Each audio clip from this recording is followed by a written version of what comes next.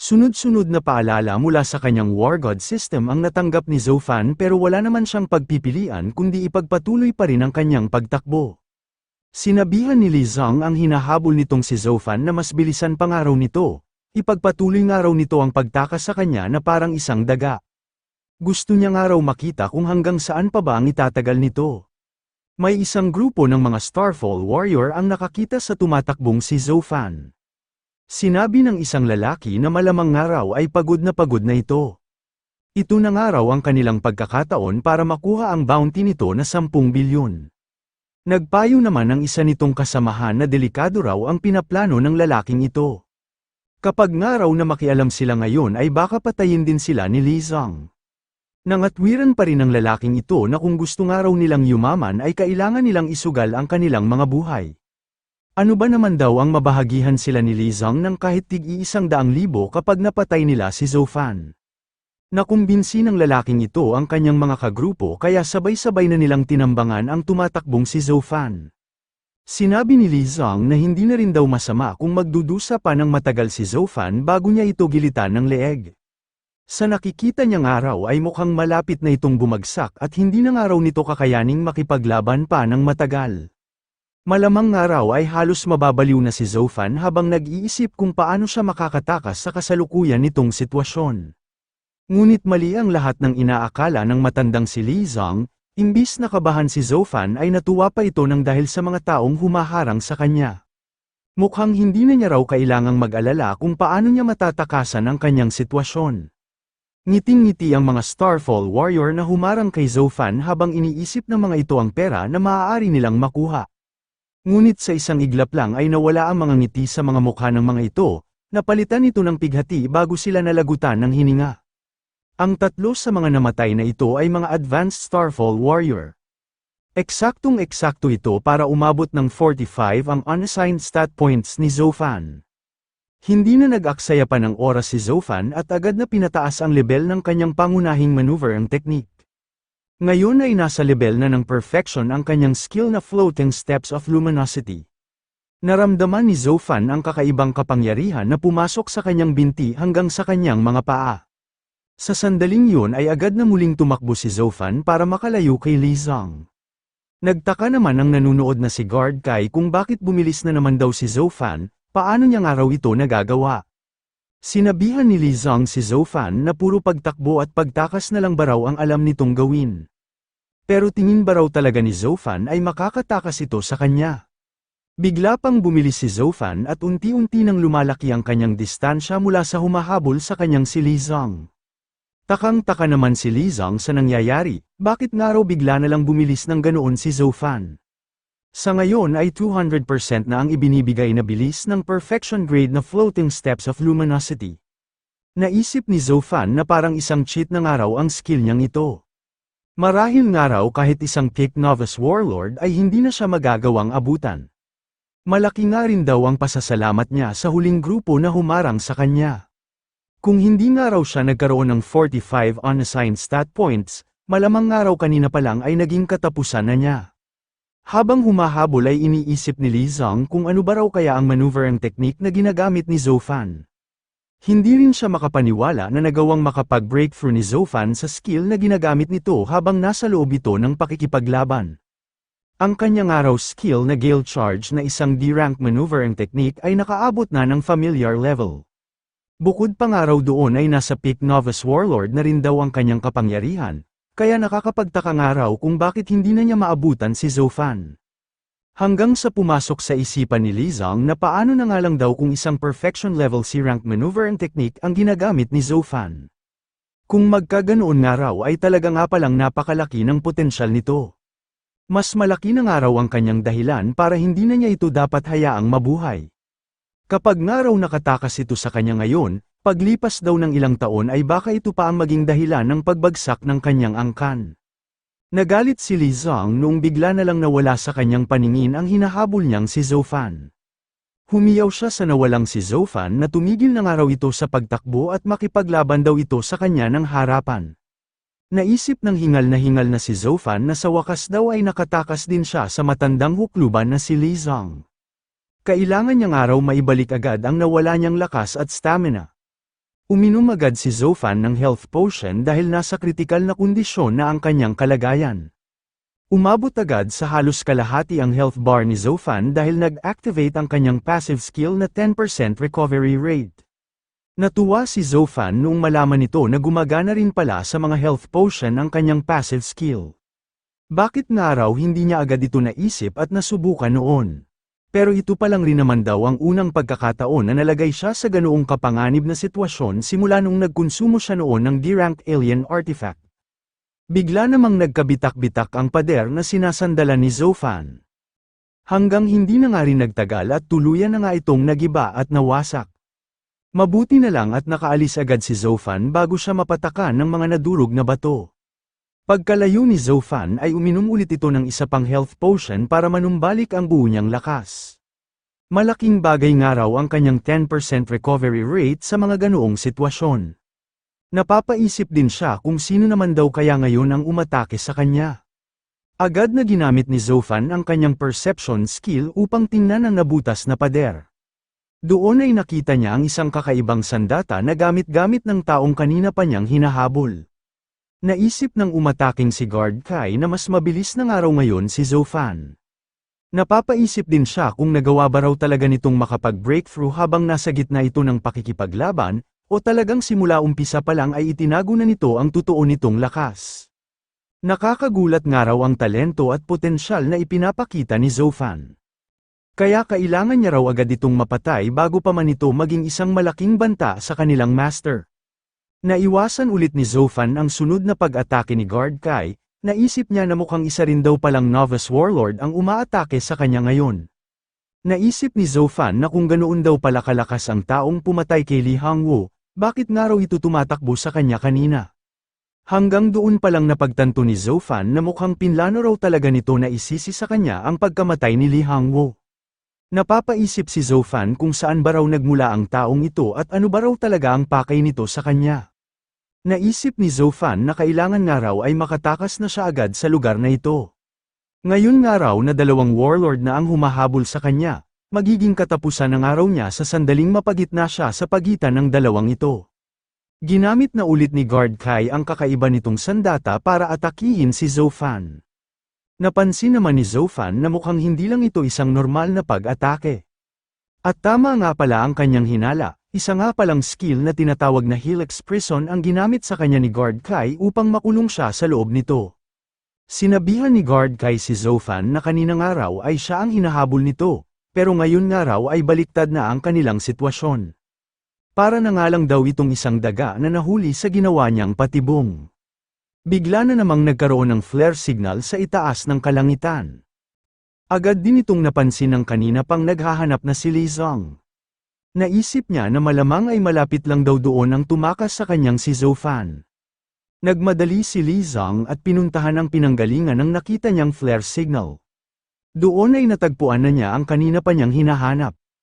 Sinabihan ni Li Zong si Zofan na ngayon nga raw ay hindi na ito makakatakas sa kanya. Nagkatotoo nga ang pinaka-iniiwasang sitwasyon ni Zofan, naiipit siya ngayon sa pagitan ng dalawang warlord. Naisip ni Zofan na mukhang ito na nga raw ang kanyang magiging katapusan. Kailangan nga raw ay makipagsapalaran na siya sa item na hawak niya ngayon. Naruroon sa kamay ng ating bida ang C-rank alien artifact na nakuha nito noon sa loob ng kuweba. Sinabi ni Chairman Lin na mukhang malapit na nga raw itong magtapos. Hindi niya nga raw akalain na aabot ng ganoon katagal si Zofan. Hindi nga raw nila may pagkakaila na isa nga itong prodigy. Pero kahit gaano pa raw ito katalento ay wala na itong tsansang manalo laban sa dalawang warlord. Naisip din ni Chairman Lin na hindi na rin daw masama ang kahihinatnan nito. Para sa kanya ay isa na ring magandang bagay ang pagkamatay ng isang prodigy na hindi naman kabilang sa kanilang Starfall families. Sinabihan ni Captain Xin Jian sina Qiu Feng at Pu Pan na mas bilisan pang araw nila. Malamang araw ay nandoon lang si Zofan malapit sa pinanggalingan ng flare signal. Sinabi ni Pu Pan na tibayan pangaraw sana ni Zofan, paparating na nga raw sila para iligtas ito. Ganoon din ang iniisip ni Jizon habang sakay ito ng isang armored vehicle. Tibayan pangaraw ni Zofan dahil paparating na nga raw ang kanilang tulong. May nakapagsabi agad kay Guard Kai na may mga paparating daw sa kanilang lokasyon, at pinaplano raw ng mga ito na iligtas si Zhou Fan. Sinabi ni Guard Kai na tingnan na nga lang daw niya kung magagawa ng mga itong makarating sa tamang oras. May mga naglabasan na halimaw noong hipa ni Guard Kai ang dala-dala nitong flute. Mas tumagal tuloy ang pagdating ng mga taong gustong tumulong kay Zhou Fan dahil kinailangan pa ng mga itong patayin ang mga nagkalat na halimaw. Pagkasuntok ni Li Zhang kay Zhou Fan ay sinabihan niya ito na bakit nga raw huminto na ito sa pagtakbo. Gusto niya nga raw makita kung saan na naman daw ito magtatago sa pagkakataong ito. Tumilapon at bumagsak si Zhou Fan nang dahil sa lakas ng pagkakasuntok ni Li Zhang. Pero kahit nasaktan na si Zhou Fan ay hindi pa rin doon nakatuon ang kanyang isipan, mas nag-aalala siya sa sinabi sa kanya ng kanyang system. Pinaalam sa kanya ng kanyang War God system na hindi pa nga raw siya nakakaakyat sa Warlord Realm. Ang pagkonsumo nga raw ngayon ng isang C-rank alien artifact ay may 70% tsansa ng pagkamatay. Hindi nga raw inirerekomenda ng kanyang War God system na gamitin na niya ito. Naisip ni Zhou Fan ang mga paalala sa kanya noon ng kanyang War God system at ng kanyang mga kakilala. Hindi pa nga raw niya natutupad ang kondisyon para ikonsumo ito. Hanggang D-rank alien artifact lang daw ang maaaring kainin ng mga advanced Starfall warrior. Kapag nga raw nagpumilit ang isang advanced Starfall warrior na magkonsumo ng isang C-rank alien artifact ay maaari raw itong magresulta ng mabilisang pagkamatay. Kailangan nga raw ay isa ng warlord ang isang tao bago ito kumonsumo ng isang C-rank alien artifact. Sinabi ng War God system na 30% nga lang daw ang tsansa ni Zhou Fan kapag pinilit nitong kumain ng isang C-rank alien artifact. Mahigpit nga raw na ipinapayo ng War God system na wag itong gagawin ni Zhou Fan dahil maaaring ikamatay nito ang kanyang magiging desisyon. Sumugod na ulit ang matandang si Li Zhang, ngayon na nga raw ang oras ni Zhou Fan para mamatay. Sinabi ng ating bida na mas maganda nga raw na makipagsapalaran na siya kaysa sa hintayin niya ang kanyang kamatayan. Inumpisahan ng kainin ni Zhou Fan ang hawak nitong C-rank alien artifact. Dali-dali niya itong isinubo hanggang sa malunok na niya ito ng buo. Huminga ng malalim si Zhou Fan noong bumagsak na sa kanyang kalamnan ang kinain niyang alien artifact. Hanggang sa nag-umpisa nang may maramdaman ang kanyang katawan. Napahiyaw ng malakas si Zhou Fan nang dahil sa sobrang sakit, pakiramdam niya nga raw ay sasabog na ang kanyang katawan. Dumating na si Li Zhang at sinuntok ng malakas sa sikmura ang ating bida. Habang inaatake niya si Zhou Fan ay kinukutsa niya rin ito. Sinabi niya na hindi ba raw napakagaling nitong tumakbo kanina, bakit nga raw tumigil na ito sa pagtakbo. Mabilis na sinusundan ni Li Zhang ang mga pag-atake na ginagawa niya kay Zhou Fan. Wala namang magawa si Zhou Fan dahil bukod sa nanghihina na ito ay napakasakit pa rin ang pakiramdam niya sa kanyang katawan. Sa lakas ng mga suntok ni Li Zhang ay nagdugo na ang ibang bahagi ng katawan ni Zhou Fan. Halos sabay-sabay naman na nagdatingan ang mga taga-Mercenary Association at mga taga-Military Association matapos na mga itong ubusin ang mga halimaw na humarang sa kanila. Sinabi ng nanunood na si Guard Kai na ito na nga raw ang katapusan ni Zhou Fan. Sinabi niya ito dahil nakita niya na gagamitin na ni Li Zhang kay Zhou Fan ang pinakamalakas nitong pag-atake. Halos wala pa ring malay ang bida natin na si Zhou Fan. Hanggang sa nakatanggap siya ng notification sa kanyang War God system na nakumpleto na raw ang kanyang pag-absorb sa C-rank alien artifact. Nakaligtas nga raw si Zhou Fan sa proseso nito. Nagmulat na ang mga mata ni Zhou Fan, hindi siya makapaniwala na ngayon ay isa na siyang novice warlord. Nadagdagan ng tig 20 points ang lahat ng kanyang stats. Ngayon ay naging 30% na ang kanyang recovery rate at naging partial level na ang kanyang perception. Hindi na naituloy ni Li Zhang ang pag-atake nito noong bigla na lang nabalot si Zhou Fan ng hindi maipaliwanag na kapangyarihan. Nagtataka si Li Zhang kung ano ba raw ang nangyari, bakit nga raw bigla na lang nawala ang kanyang pinapakawalan na Stone Fist Artillery. May naisip na siyang dahilan pero hindi niya matanggap na magiging posible ito. Tuwang-tuwa si Zhou Fan sa pagkawala ng mga pinsala na tinamo niya sa kanyang katawan. Epekto ito ng kanyang War God system noong makumpleto niya ang proseso ng pagiging isang warlord. Ang kapangyarihan nga raw na nararamdaman niya ngayon ay hindi lang nang dahil sa nadagdagan ng 20 points ang lahat ng kanyang stats. Nagawa ng makaakyat ng ating bida sa mas mataas na realm. Ngayon ay matitikman na ng kanyang mga kalaban ang bago nitong lakas. Tinawag ni Zhou Fan ang matandang si Li Zhang, Umatake ng araw ito at nang makita na nila kung sino sa kanila ang mamamatay. Sumagot naman si Li Zong nang hindi niya raw alam kung ano ba ang nangyari kay Zhou Fan, pero ipapaintindi niya nga raw dito na ang lahat ng mga tricks na natutunan nito ay hindi uubra sa mga taong malalakas na tulad niya. Umatake na nga si Li Zong at ginamit muli ang kanyang skill na Stone Fist Artillery Gatling Gun. Habang papalapit ito ay naghahanda na rin si Zhou Fan sa kanyang pag-atake. Sinalubong ni Zhou Fan ang skill na ginamit ni Li Zong gamit ang kanyang sandata na Wind Slasher at skill na Shadow Flash Blade. Hindi naman makapaniwala si Li Zong na ganoon lang kadali na alis ni Zhou Fan ang pinakawalan niyang pag-atake. Sinabi ni Zhou Fan na gayang araw ng inaasahan niya, kahit nga raw kakarating pa lang niya sa pagiging isang warlord ay hindi na rin nalalayo ang lakas niya kay Li Zong. Ang kanyang araw mga perfection level skill na Floating Steps of Luminosity at Shadow Flash Blade ay sapat na para pantayan ang mga ginagawa nitong pag-atake. Pinagpawisan si Li Zong nang dahil sa kaba na nararamdaman nito. Napapaisip siya kung bakit nga raw napakabilis mag-improve ng lakas ni Zhou Fan. Ginamit na ulit ni Zhou Fan ang kanyang perfection level skill na Floating Steps of Luminosity. Sinabi niya na maghanda na nga raw si Li Zong dahil sa pagkakataong ito ay siya naman daw ang aatake. Nagulat si Li Zong noong makita nito na bigla na lang sumulpot si Zhou Fan sa kanyang harapan, huli na nga raw siya para iwasan ang pag-atake nito. Sumubok pa rin si Li Zong na umiwas, pero talagang napakabilis na ni Zhou Fan kaya tinamaan siya nito sa kanyang balikat. Naisip ni Zhou Fan na sayang nga raw at nailihis agad ni Li Zong ang ulo nito. Kung hindi nga raw agad ito nakakilos ay malamang napuruhan na niya ito. Tumalon pa atras si Li Zong upang makalayo siya agad, napapaisip siya kung bakit napakabilis ng ginawang pag-atake ni Zhou Fan. Iniisip niya kung tama ba talaga ang kanyang hinala na nakaakyat na si Zhou Fan sa realm ng mga warlord.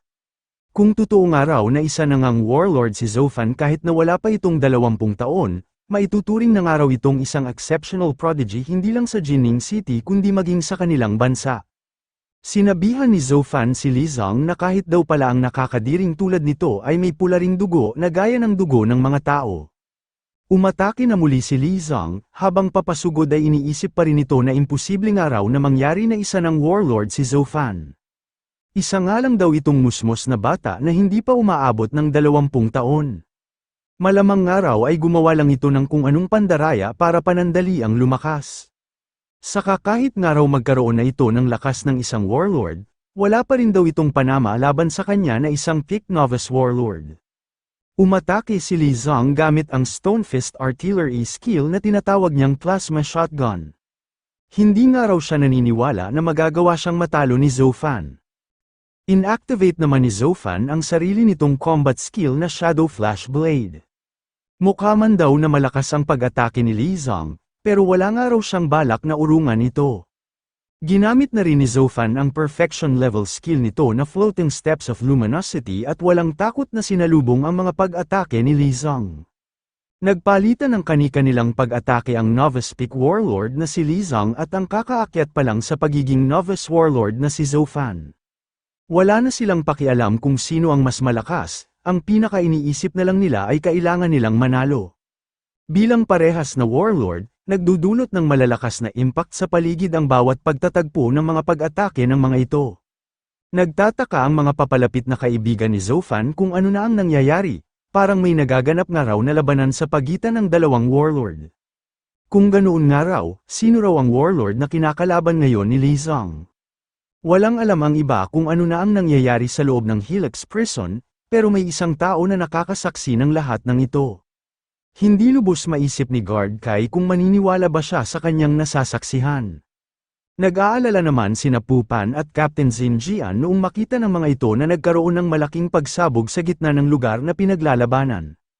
Kasama ang Military Association, sabay-sabay ng mga itong tinawag si Zhou Fan mula sa makapal na usok. Lingid sa kaalaman ng mga ito na ang hinahanap nila ngayon at ang taong gusto nilang sagipin, ay isa ng ganap na novice warlord.